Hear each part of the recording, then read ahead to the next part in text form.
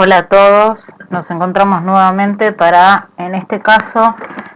ir desarrollando en la clase algunos tipos de investigación que pueden ser de corte cualitativo o específicamente dentro de lo cualitativo algunos tipos de investigaciones específicamente cualitativas. Lo que tenemos que tener en cuenta es que toda investigación cualitativa puede haber, digamos, investigaciones cualitativas básicas o tradicionales, no desde el punto de vista de si apuntan a cuestiones de orígenes y demás, sino que comunes, sin alguna especificidad, y otras como vamos a empezar viendo con el estudio de casos. En el caso particular del estudio de casos, es un tipo de modelo de investigación que se puede dar en cualquiera de las tres enfoques, tanto en el cuantitativo, cualitativo como en el mixto. En el enfoque cuantitativo o mixto lo podemos ver en la realización de indagaciones vinculadas a algún tipo de seguimiento de patologías, de problemáticas, de casos que son evaluados de enfermedades y demás, como también para lo que es el análisis e interpretación de procesos diagnósticos, de tratamientos y demás, que obviamente también lo podemos ver desde el enfoque cualitativo, pero con diversas perspectivas. En el caso particularmente del estudio de casos desde la perspectiva cualitativa, entendemos el estudio de casos como un estudio profundo y exhaustivo de uno o muy pocos objetos de investigación, lo que permite obtener un conocimiento amplio y detallado de los mismos. ¿Qué intención tenemos en este caso? De poder entender los procesos que se generan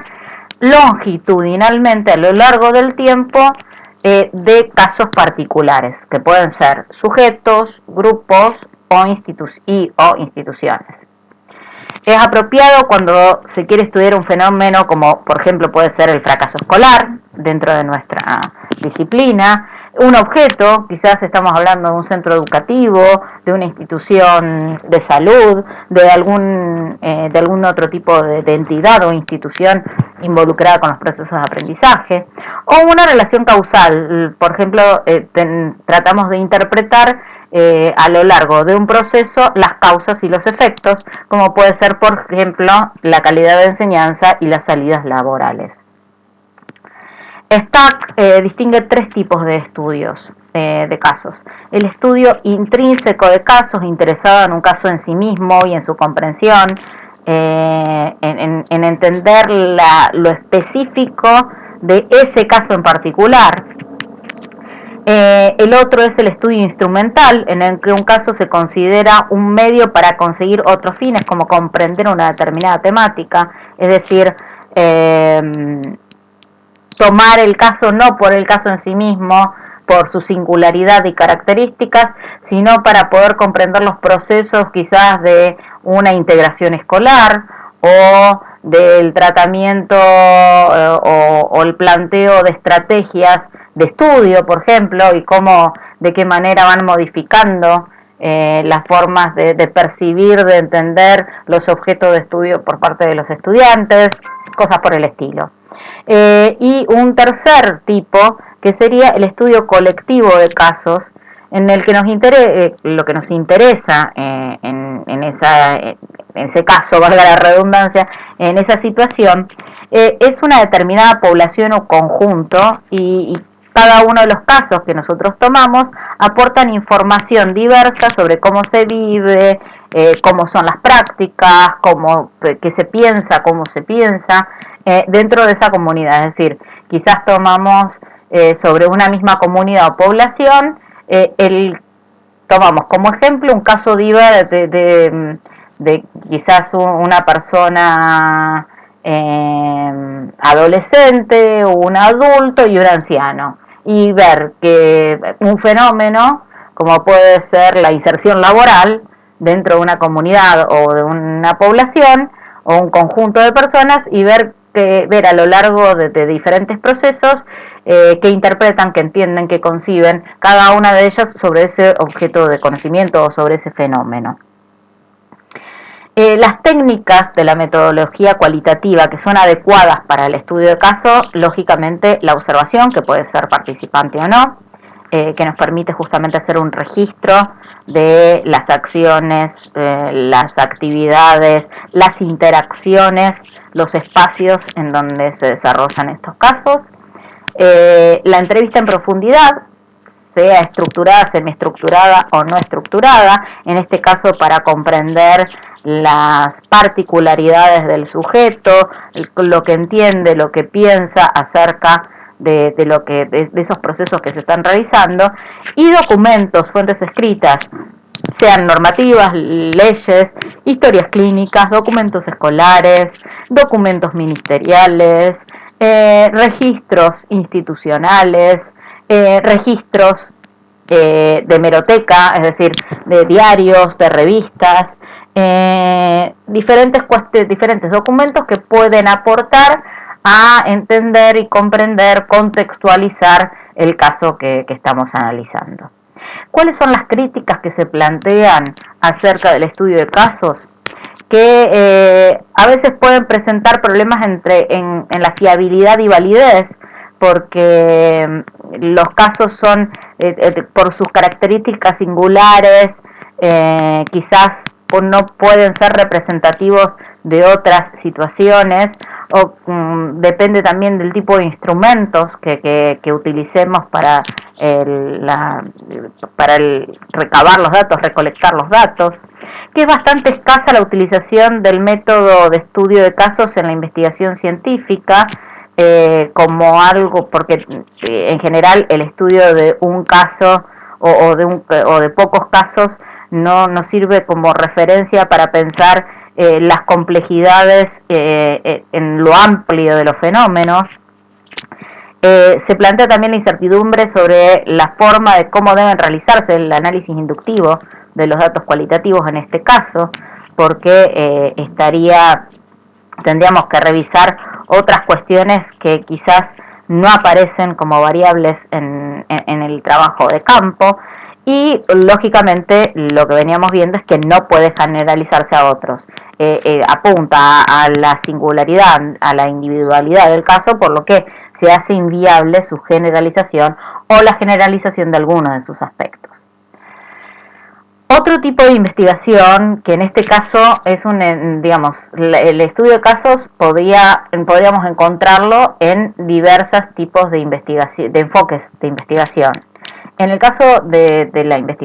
tipo de investigación que vamos a ver ahora, que es la investigación narrativa, en este caso es una investigación puramente cualitativa. La investigación narrativa es puramente cualitativa porque tiene su origen, su desarrollo y su finalidad dentro de la perspectiva cualitativa. Van a encontrar que la bibliografía todo lo que tenga que ver con la literatura de este tipo de investigaciones, la refieren como investigación narrativa o bibliográfico-narrativa o biográfico-narrativa. Entonces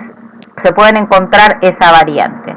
Esta perspectiva, más que enfoque, diríamos que es perspectiva biográfico-narrativa, es una modalidad de investigación que nos permite ampliar el conocimiento sobre lo que realmente sucede en el campo. Un ejemplo de ello puede ser el punto de vista de los implicados, personas obviamente anónimas, recordemos el tratamiento ético de los datos dentro de cualquier proceso de investigación, que a través de un testimonio escrito nos dan una mirada personal e íntima de los procesos, por ejemplo, educativos que pueden presentarse, recuperando su propia voz al hacerla pública. Es decir, de alguna manera la investigación narrativa apunta a producciones escritas que dan cuenta de las experiencias particulares, individuales de los sujetos que indagamos acerca de sus trayectorias. Por ejemplo, podría ser acerca de sus trayectorias escolares. En este momento se me ocurre una investigación que se realizó en la universidad, que apuntaba a resignificar las trayectorias escolares de los hoy adultos que asistían a una asociación de sordos, es decir, adultos sordos, que transitaron su escolaridad en un momento histórico donde predominaba una perspectiva de formación, de educación del sordo, que estaba sustentada en la oralidad. Hoy en día esa perspectiva, aunque obviamente sigue existiendo, no es que dejó de desarrollarse, pero predomina hoy en día la perspectiva de la lengua, de reforzar y de valorar la lengua primaria, que es la lengua de señas en sordos, y la educación en lengua de señas con un plus de educar de manera bilingüe, porque estaríamos hablando de una segunda lengua, el castellano, en la expresión escrita. Entonces, estos adultos que habían sido escolarizados con una perspectiva predominante en la oralidad en su niñez, y que se habían alfabetizado luego para adquirir los sistemas escritos del castellano, a través de sus relatos. Por un lado se hizo un registro con entrevistas con intérprete de lengua de señas, y por otro lado se les pidió hacer escritos donde dieran cuenta de sus experiencias, de sus recuerdos acerca de esos momentos históricos de su vida, esas trayectorias escolares. Entonces ahí uno puede ver esta cuestión de lo narrativo, de lo biográfico narrativo, puede ser también por escrito o orales, digamos, también hay mucho de lo biográfico narrativo en investigaciones antropológicas que apuntan a conocer, por ejemplo, los relatos orales de diferentes culturas, de culturas ágrafas, entonces donde se entrevistan y se hace un registro, después se hace una transcripción de las entrevistas para poder tener una narración, una reflexión acerca de determinadas modalidades culturales, y a eso apunta, donde nos centramos en la biografía del sujeto, en la experiencia de vida del sujeto y en la narración de esa experiencia de vida del sujeto. Obviamente, por lo tanto, este enfoque constituye un modo específico de investigar con su propia credibilidad y legitimidad para construir conocimiento en educación. En el caso de la investigación narrativa, lo que vemos o la entendemos como un lugar de encuentro y de intersección entre diferentes ciencias sociales, que ahí podemos encontrar teorías lingüísticas y literarias, historias, lo que hablábamos antes de historias orales, de historias de vida, lo antropológico con la narrativa, desde la psicología, los ciclos de vida, la psicología moral, la psicología también narrativa, la filosofía hermenéutica, entre tantas otras posibles, sociología también podemos pensar, entre tantas otras disciplinas que pueden aportar y desde las vertientes en las que podemos apoyarnos teóricamente para poder interpretar estas narraciones de vida que nos pueden enriquecer para entender no solo fenómenos, para entender sobre todo obviamente fenómenos sociales y culturales, y por lo tanto en nuestro ámbito sobre aprendizaje, sobre los procesos de aprendizaje, pero que apuntan a la experiencia particular de un sujeto o de un grupo de sujetos. Y esto nos lleva a pensar en un tipo de investigación muy particular, que es la investigación etnográfica. La etnografía es también una investigación de puro corte cualitativo, que viene el concepto de etnografía viene del griego etnos, que significa tribu o pueblos, y grafos, que significa yo escribo. Entonces, si hacemos una traducción literal del término etnografía, vamos a traducir el significado como descripción de los pueblos, o escritura o registro escrito de los pueblos. Como decíamos que la palabra etnografía, el significado refiere a una forma de proceder en una investigación yendo a un campo con la finalidad de poder hacer una monografía descriptiva. Lo que vamos a intentar hacer es una descripción de las características de una población o de un grupo particular dentro de una comunidad o de un grupo social. Este término nace de la antropología y para los antropólogos refiere no solo a una herramienta de recolección de datos, sino también una forma de entender y de registrar la realidad de una comunidad en particular. Pero no es equivalente a la observación participante de la sociología, que la integra como una técnica. Para la sociología lo que plantea es que la integra como una técnica de observación participante a la etnografía, pero no como un método de investigación, como un enfoque de investigación. Lo que vamos a ver es que la podemos encontrar en esas dos variantes. La podemos encontrar como un enfoque en sí mismo, donde uno tiene que seguir, es de un alto grado de complejidad, entonces uno tiene que seguir la estructura metodológica propia de la etnografía. No conlleva la cuestión de la rigurosidad, sino en la calidad de los procesos de inserción al campo, de recolección y significación de los datos, y es un proceso artesanal y de mucho tiempo. Desde la sociología lo que se intentó es buscar rasgos o características de herramientas etnográficas que nos puedan servir en una investigación cualitativa sin que ésta se convierta en una investigación etnográfica, es decir, que sea una investigación cualitativa común con algunas herramientas etnográficas que se implementen.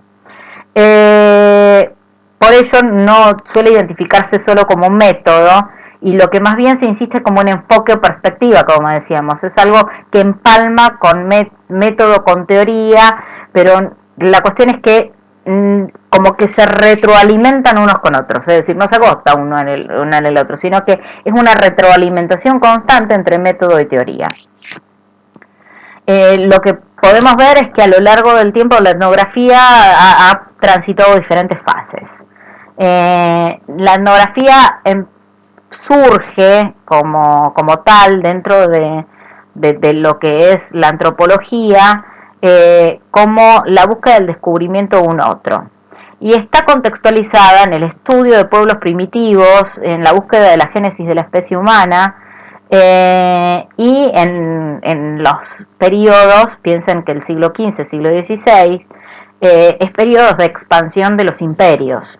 Entonces se encuentran con nuevas culturas, con nuevos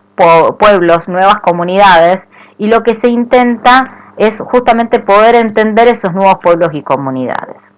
En un segundo momento, esa etnografía que en un principio quiso conocer a otro va a estar fuertemente sustentada del siglo XVII al siglo XIX, justamente por este periodo de expansión y de los imperios, como fuerza civilizadora, como con la intención de colonizar, de conocer a las otras culturas, pero para transformarlas a las culturas que consideraban predominantes o civilizadas. Entonces es una etnografía de mentalidades coloniales, donde la intención es la persistencia del otro. Uno tiene que entender que está sustentada esta etnografía por una corriente antropológica que se llama la corriente etnocentrista. Esta corriente entiende que hay diversas culturas, pero las culturas tienen diferentes grados, digamos, superiores e inferiores. Hay culturas mejores que otras, y las culturas mejores están civilizadas. Las culturas más pobres, menos valiosas, menores, son las culturas más salvajes, digamos, y que quizás hasta inclusive pueden ser consideradas como no culturas. sino como comunidades salvajes que deben acceder a la cultura gracias a las sociedades civilizadas que vienen a colonizar, justamente a civilizar, a darles la cuota cultural que les faltaba. Esto obviamente cambia hacia, en realidad, fines durante el siglo XVIII y siglo XIX, particularmente siglo XIX a XX, aunque acá vemos que la tercera fase se plantea desde el comienzo hasta mitades del siglo XX, pero podríamos estar hablando de fines del siglo XVIII con los cambios también, las primeras revoluciones, las primeras independencias, y todo el movimiento revolucionario y de independencia de esas colonias que se transita durante todo el siglo XIX y continúa hacia principios del siglo XX. Y esta es la etnografía del otro cívico. Y acá lo que aparece es, digamos, empieza, que ya por eso en el siglo, acá se correlaciona con otra corriente antropológica, que es el relativismo, que viene a chocar contra el etnocentrismo, este centrar de determinadas etnias, y a poner en juego la cuestión de que las culturas son todas válidas, no hay mejores ni peores, son diversas y hay que reconocer y valorar las características culturales de cada comunidad, de cada grupo. Entonces lo que se va a centrar digamos, en esta teoría, en esta perspectiva teórica se sustenta la etnografía del otro cívico, y lo que se estudia son los guetos, es decir, esos grupos restringidos donde estaban determinadas comunidades que eran rechazadas, excluidas del conjunto social. Donde se encontraban relegados pues, geográficamente aquellos que eran excluidos socialmente. Eso suelen ser la referencia de los guetos. Y también las áreas naturales urbanas. Y acá surge, desde esta perspectiva surge la Escuela de Chicago, que tiene una actitud cristiana, pero con una perspectiva secular, es decir, con una perspectiva no eclesiástica, pero con una actitud, una filosofía cristiana, digamos, de sustento. La fase 4 de la etnografía la podemos plantear desde mediados del siglo XX hacia las últimas décadas, hacia la década del 80 aproximadamente, donde se hace una crítica de la etnografía de la asimilación. Acá esta cuestión de poner esto también del relativismo, ponerlo en discusión. Y predominan, se caracterizan por estudios de las relaciones étnicas, de la asimilación a la integración sociocultural. Entender que en realidad las comunidades y las diversas culturas, cuando se encuentran, digamos esto de que hoy se discute sobre apropiación cultural, en realidad la naturaleza humana y el intercambio histórico de las culturas a lo largo del desarrollo de las diversas civilizaciones, de las diversas evoluciones sociales del ser humano, lo que hace es integrarse, de ir interrelacionándose, tomando, adaptándose a rasgos de otras culturas, asimilando rasgos de otras culturas, encontrando un punto intermedio de articulación entre lo que es propio de mi cultura y lo que es propio de otra, y que facilita el intercambio, la interrelación cultural, a la integración cultural. Y esto va a ser sustento desde el punto de vista político y económico de lo que después se fue desarrollando a partir de la década del 80 y a lo largo de todas las últimas 2 décadas del siglo XX y el desarrollo de las primeras décadas del siglo XXI, que tiene que ver con la globalización. Digamos, este va a ser un sustento, esta perspectiva de lo que va a ser la globalización, donde justamente como la pregunta justamente que que se hacía Humberto Eco a ese respecto, tenía que ver si íbamos a estar integrados. Era una discusión propia de los 90, de justamente de los niveles de integración que podían tener las comunidades, las sociedades, las culturas, para poder entender, para poder comprenderse y para poder interactuar. Poder entender de qué manera estábamos relacionados. La referencia que les hago es de apocalípticos e integrados, donde justamente aparece esta cuestión de, bueno, cómo es la globalización, esta articulación de culturas, de perspectivas y demás, nos va a llevar hacia el fin de la humanidad, o a justamente integrarnos, a poder comprendernos. De ahí también empiezan a surgir y reforzarse los conceptos de diversidad, de integración, de inclusión, digamos, todas estas, fíjense cómo estas cuestiones atraviesan desde diferentes disciplinas, atraviesan a las perspectivas que hoy seguimos discutiendo y pensando.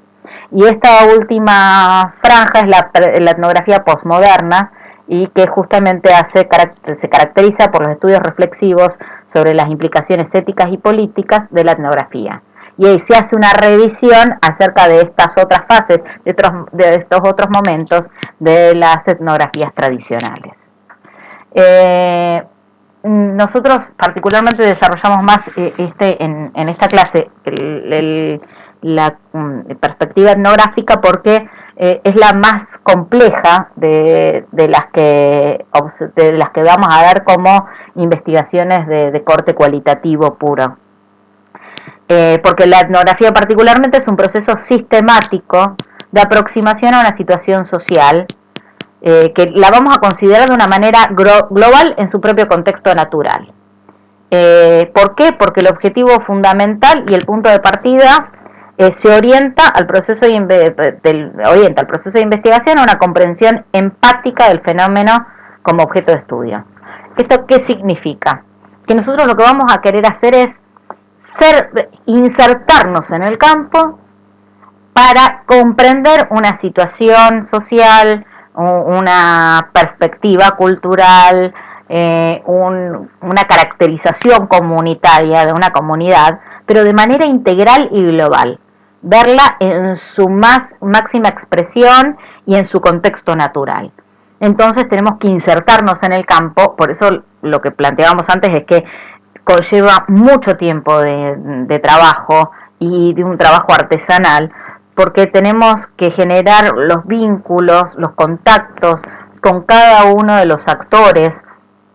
a través de informantes claves, de gente que va a ser de nexo, para que nosotros podamos interiorizarnos, registrar información narrativa, información documental, observar situaciones, ritos, costumbres, actividades que nos permitan entender esa singularidad de esa idiosincrasia que tiene esa comunidad, o que se genera dentro de un grupo en relación a un fenómeno y demás. En la sociología, en la antropología y en otras ciencias sociales, lo que justamente podemos ver como identificado como parte del enfoque etnográfico, esta cuestión de la utilización de instrumentos de técnicas, mejor dicho, como la observación participante, las entrevistas en profundidad que hablábamos, y el trabajo de campo desde un estudio etnográfico, la lectura etnográfica. Estos métodos que se toman desde las diferentes disciplinas de las ciencias sociales, lo que hacen es subrayar que es necesario, es imperioso que, como decíamos, el investigador se sumerja que haya una inmersión del investigador en el entorno donde va a investigar, es decir, en el campo donde va a investigar. Se tiene que meter dentro del campo donde va a investigar en profundidad y por un tiempo considerable, con el fin, con el esfuerzo de poder descubrir el significado y la significación de los fenómenos sociales que obviamente intenta indagar a través de las personas que son parte de ese fenómeno, que lo experimentan, que lo viven cotidianamente. Y que hay y lo que tenemos que tener en cuenta es que hay ciertas situaciones sociales en las que conviene utilizar una técnica por sobre otra, es decir, que hay técnicas que son más adecuadas que otras para poder entender la interacción y poder ser lo más claros en la transcripción, en la descripción de las interacciones entre personas, de persona a persona. Dentro de la etnografía lo que vamos a ver es que existen diversas corrientes y perspectivas metodológicas y epistemológicas. En líneas generales, lo que sí vamos a encontrar en cualquier investigación etnográfica es que tiene un carácter fenoménico o émico. ¿Esto qué significa? Que lo que va a tratar de interpretar justamente son los fenómenos sociales vistos desde adentro, desde la misma perspectiva digamos, y el contexto social de los participantes que están involucrados. Por eso es necesario que nos metamos, que nos sumerjamos en ese campo y que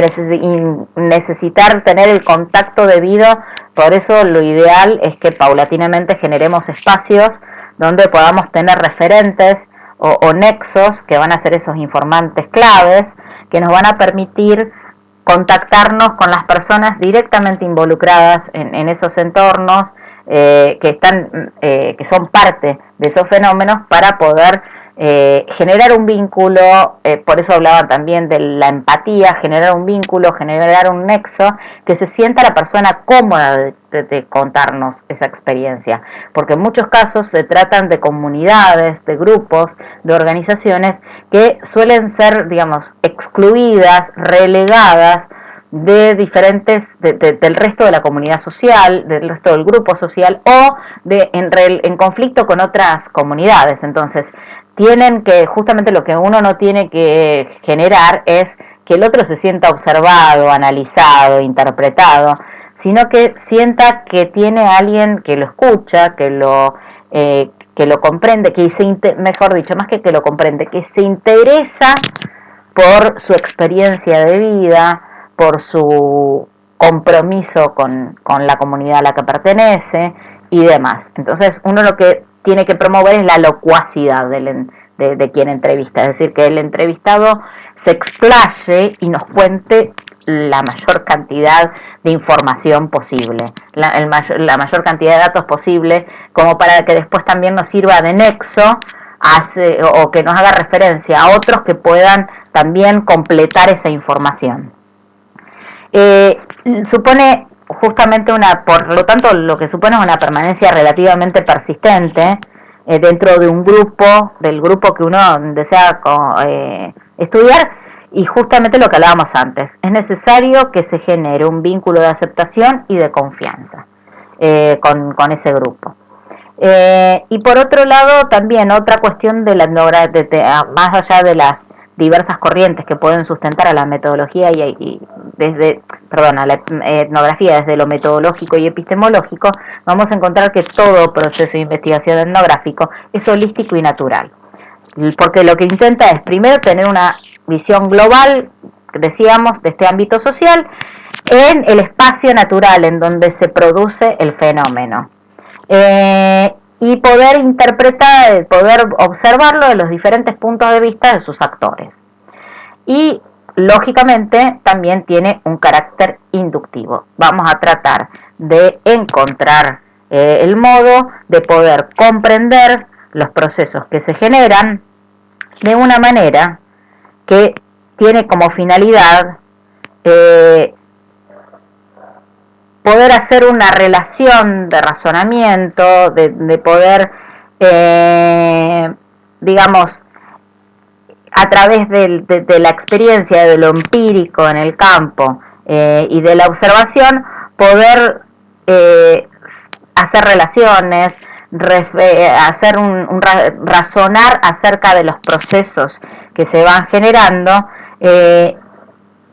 y por lo tanto poder ir definiendo algunas premisas que son particulares en base a lo que uno observa para poder generalizarlo, para poder encontrar la vuelta de darle un sentido más general a ese fenómeno. General dentro, obviamente, de esa cultura, no, o de esa comunidad, no para generalizarlo a todas las culturas o a toda al grupo social, sino que digamos, poder con esas referencias de la mayoría de esos, porque la intención también es llegar a la mayoría de los actores, pero cuando son comunidades grandes, poder entender las singularidades y poder generalizar en relación a esa comunidad, a ese fenómeno particular. ¿Cuál es el problema que surge? ¿Qué técnicas son las pertinentes para una investigación etnográfica y cuáles no? Y el cual, por un lado, y después también ¿qué es entender la etnografía en sí? Si es una técnica o es un método. Bueno, lo que vemos en líneas generales que tanto según la corriente, la disciplina que lo utilice, vamos a tomarlo como técnica la etnografía para analizar algunas cuestiones, desde lo narrativo, de tratar de comprender el fenómeno desde sus propios actores, y sino ver la etnografía como un enfoque, como una perspectiva donde necesitamos técnicas específicas para poder hacer este tipo de indagaciones. Lo que va a hacer el etnógrafo es justamente poder documentar lo no documentado de la realidad social, al insertarse en un campo, en una comunidad, poder hacer registro al estar mucho tiempo interactuando con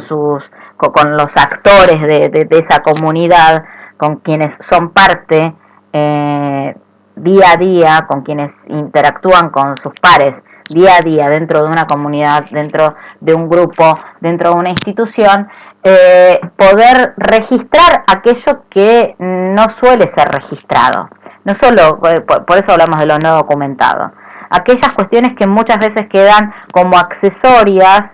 y no como parte esencial de los fenómenos o de los grupos. También el etnógrafo escribe un determinado tipo de texto y la producción de ese trabajo de texto, ese texto analítico que se desarrolla con la investigación etnográfica, es considerada una descripción, porque la etnografía no intenta explicar los fenómenos, explicar a una comunidad, intenta describirlos, intenta describir la comunidad, intenta sí comprenderla en el sentido de entender la lógica de la dinámica institucional o de la dinámica comunitaria, pero no con el fin de poder explicarlo, sino simplemente de saber sus características, de describirlas. Lo que vamos a encontrar en esa descripción, en ese producto, en ese texto analítico, está la centralidad del etnógrafo como sujeto social y la experiencia prolongada, directa, en un espacio particular, que puede ser una localidad, vuelvo a repetir, un espacio comunitario, que no necesariamente, porque lo comunitario es un recorte en una localidad, es un espacio, es lo que podríamos también hoy hablar de territorios. Un etnógrafo haría una indagación en territorios para entender las características y singularidades de ese territorio. Otra cuestión que se va a tener en cuenta en la producción de una investigación etnográfica es la interpretación e integración de los conocimientos locales en relación justamente en la producción del escrito descriptivo, que es algo también poder entender lo que interpreta cada uno de los componentes de esa comunidad, cómo se integran esos conocimientos comunitarios y demás, lo tiene que quedar explícito de lo que uno va recabando en el proceso etnográfico, tiene que quedar explícito en esa descripción. Y no como una cuestión definitiva para decir, es decir, no va la interpretación a un conocimiento local con un momento final, sino con un proceso continuo e ineludible, es decir, entendiendo que son productos de procesos culturales y por lo tanto son factibles de cambio, más que factibles, inevitablemente, ineludiblemente van a haber cambios. Entonces, que también la caracterización que hacemos, la descripción que hacemos de esa comunidad, de ese entorno, de ese grupo, se da en un lugar y en un momento determinado, y que eso puede tener modificaciones y cambios a lo largo del tiempo. Lo que hace el etnógrafo es construir conocimientos sobre un determinado grupo de personas, pero conocimientos y compartir conocimientos de ese grupo de personas, transcribir, narrar, describir esos conocimientos, los conocimientos que transitan, que atraviesan a esa comunidad. En la pedagogía se ha utilizado justamente en la etnografía, podemos ver características del método etnográfico en muchas investigaciones que tienen que ver con los contextos vulnerables en la digamos, procesos de educación en contextos vulnerables, en los efectos que producen los cambios de las estructuras organizativas sobre los individuos o los grupos implicados, también el seguimiento de trayectorias educativas de una comunidad, sea desde la perspectiva de los alumnos, de los profesores, de todos, es lo que yo les hacía referencia con esta comunidad de sordos, las culturas y subgrupos particulares, las culturas de los profesores, cómo se agrupan los alumnos, etcétera, que aunque, por ejemplo, aunque no es específicamente una investigación etnográfica, pero tiene rasgos etnográficos, la investigación de Pierre Bourdieu acerca de las comunidades universitarias. El libro más conocido de él al respecto es Homo Academicus, pero pueden encontrar cosas similares o referencias similares en otro tipo de producciones al respecto, sobre las estrategias que emplean las personas y el significado oculto en la aplicación de la educación, en la formación del profesorado, en la escuela, en la enseñanza, en los propios estudiantes o en sus compañeros, la influencia de las opiniones del resto de las personas implicadas en un proceso de aprendizaje, fuera de la tríada didáctica quizás, que la interpretación de un secretario escolar, de un maestranza, digamos, de quienes están involucrados en las instituciones, pero quizás no específicamente con la tarea institucional. A veces podemos hacer caracterizaciones de diferentes grupos dentro de una comunidad particular, pero ha habido muchas, bueno, de carácter etnográfico, también tiene rasgos etnográficos la investigación de Rosbaco. Bueno, las investigaciones del grupo Achilli son puramente etnográficas acerca de los contextos vulnerables y los procesos educativos. Van a encontrar, digamos, en Rosario mismo, en Argentina y en el mundo, mucha producción de investigación de características etnográficas o etnográfica pura, completa en lo que tiene que ver con el área educativa. ¿Qué implica tener que hacer el trabajo de campo, ir hacia esa comunidad, insertarse en esa comunidad? Primero, un juego entre extrañamiento y familiarización, es decir, por un lado, registrar que uno es un extraño, que uno es ajeno a la comunidad, salvo que uno sea parte de esa comunidad y quiera caracterizarla, pero en ese caso no sería digamos, tendría que ver más con lo biográfico narrativo que con una investigación etnográfica, porque somos parte de. Pero tenemos que saber que hay un juego de extrañamiento y familiarización, de familiaridad, porque tenemos que generar un vínculo así de familiaridad, de ser reconocido como alguien que está dentro de la comunidad, siendo un ajeno, un extranjero a la misma, pero que los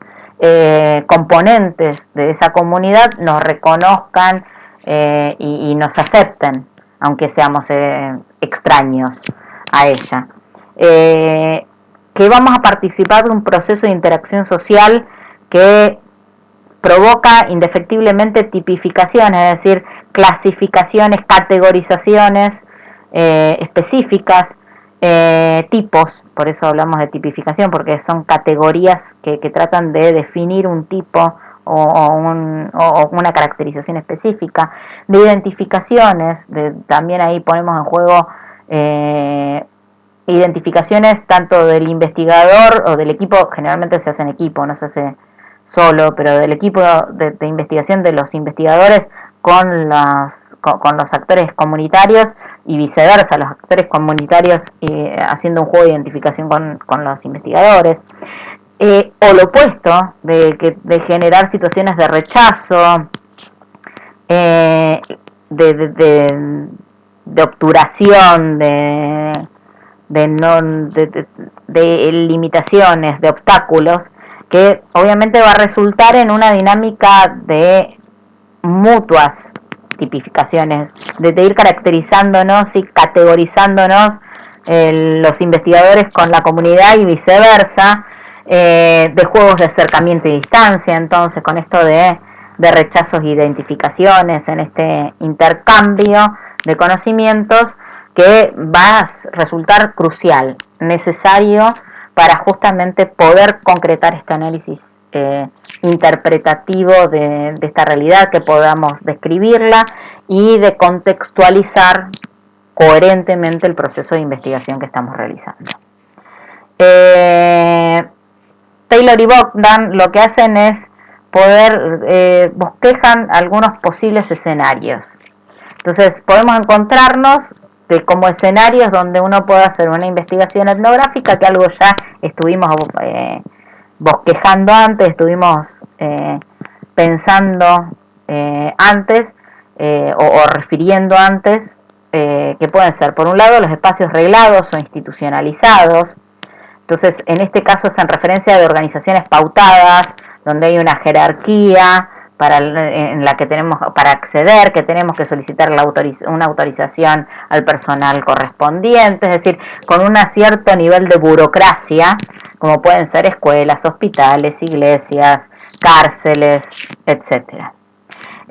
Espacios abiertos, otra característica que podemos encontrar según estos autores, son los espacios, ¿dónde va a ser el campo? Bueno, en espacios abiertos,